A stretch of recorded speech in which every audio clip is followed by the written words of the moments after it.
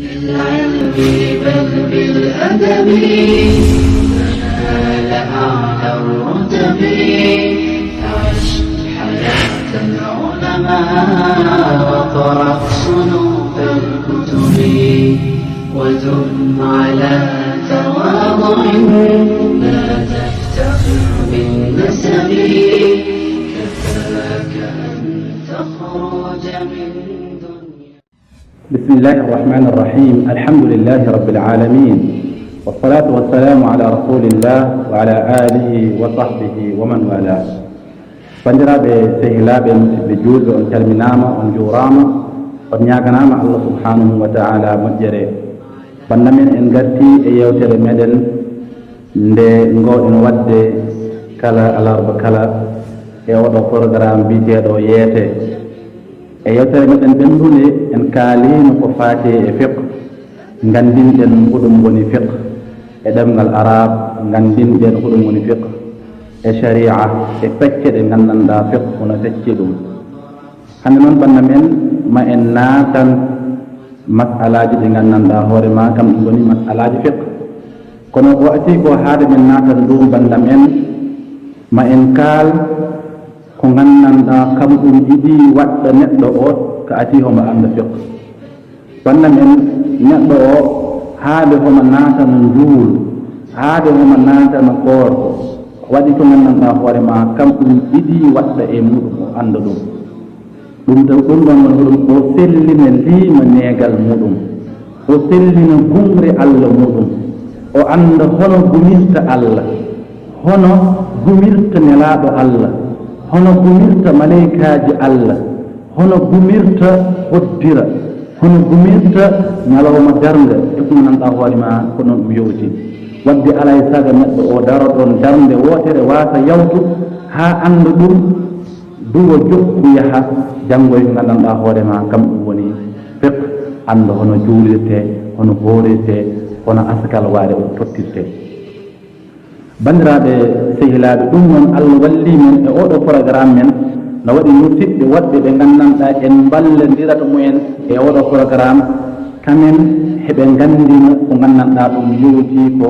hono neɗɗo o sillinirata liima neegal muɗum comme anndi koye ɗemngal jolfe walla koye ɗemngal pular walla ɗemngal sérir bandiraɓe sehilaɓe so ɗum ɓenni neɗɗo o no foti anndu farillaji baɗɗiɗi ɗum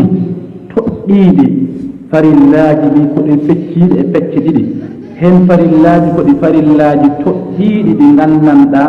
ko neɗɗo o tan wawiɗi waɗan hoore muɗum ala lomto ala neɗɗo mo nganndanɗa goɗɗo no wawi ɗum ala lomto ɗum e ngal ɗum gollal ko wayno njuulu neɗɗo wawa mi hande mi juulani komi tampuɗo yomi nel ɓinguelal ngel juulayanum mi ala njuulu lomtodirtaake ceerno ma wawamo juulan baaba ma wawamo juulan ɓinguel ma wawamo juulan wadde njuulu ko an tan wawi ɗum waɗande hoore ma ɗum woni farilla toɗɗiɗa haade men ɗum ko ɗum woni farilla woni ko nganndanɗa neɗɗo o sika waɗani ɗum windante bakkar sika waɗani ɗum tawa ka kam jola windante bakkar walla mbi'a si tawi waɗi ɗum noon tawa baɗgol ngol yowti ko e ɗaɓɓude Allah subhanahu wa ta'ala e sellindi on saa o windante baraji wadde bandiraɓe ko ɗum woni farilla gatiɗo o woni farilla mo nganndanɗa kombo farilla toɗɗiɗo mo nganndanɗa ko neɗɗo o tan wawi waɗan hoore mum alay saga neɗɗo o daro ha o anda huɗum woni on ɗon farilla ɓenno dowtuɗo o heen woni farilla mo nganndanɗa ko ɗum farilla e ma farilla e julɓe ɓe fof wona farilla toɗɗiɗo si julɓe ɓe fof ndendi ɓe gacci on ɗon farilla kamen fof ɓe dañat bakkar kono si limore wawnde wadde on ɗon farilla gimmima jaahi mbaɗoyo on ɗon farilla bakkar ko kam teggitima e julɓe ɓe fof ko wayna yamirde ko moƴƴi e haɗde ko boni ɗum ɗon ko ɗum farilla kam innete fardu kifaya ɗum ɗon hina waɗɗi e julɓe ɓe fof hina waɗɗi e mumen ɓe jamir ko moƴƴi ɓe kaɗa ko boni si tawi enen fof en deƴƴi en hay goto haalani julɓe fof dañat bakkar kono si tawi en limore woote manam hin waɗi joga e julɓe ɓe gimmima ɓe daari e ɗum maɗum yon woɓɓe bakkat tellito e dow men gandanɗa bakkat jippoɗumen wadde ɗum woni gandanɗa hoore ma kam woni farilla dewtude o heen bandiraɓe sehilaɓe caggal ɗum haade neɗɗo o natano njuuru ati ko fof ko gandanɗa ma en ɓuuri hen haal woni njuulu kono haade men natan njuulu alay saga natten sharɗiji njuulu sharɗi woni gandanɗa hoore ma so ɗum sellani hunde nde no keɓoɗa waɗde nde sellata hiɗen jiya e sharɗiji njuulu woni salliga si salliga ara njuulu sellata laaɓal si neɗɗo o laaɓani njuulu mum sellata wadde ko ngal ɗon laaɓal ko ngal kaalaten darsu meɗen garowo si Allah jaaɓi yewtere meɗen aroore si Allah jaaɓi ma en kaal gandanɗa hoore ma kam ɗum yowti e laaɓal